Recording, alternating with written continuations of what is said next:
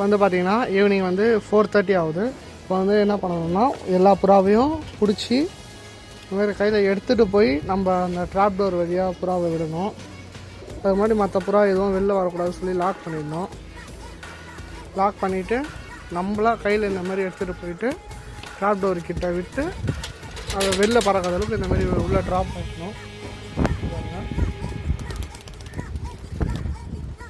அதே மாதிரி தான் ஒரு புறாவையும் எடுத்துகிட்டு போயிட்டு நம்ம கேஜில் விட்டுடலாம். பாருங்கள்,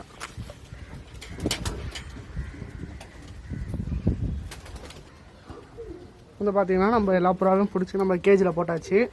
ட்ராப் டோர் வழியாக தான் போட்டிருக்கோம் எல்லா புறாவுமே. வந்து பார்த்திங்கன்னா சேத்திரியும் இங்கே கீழே தான் இருக்குது. மணி 4:30 ஆகுதுன்றதுனால நம்ம 5:30 தான் எப்படியும் தீனி வைக்க போகிறோம்.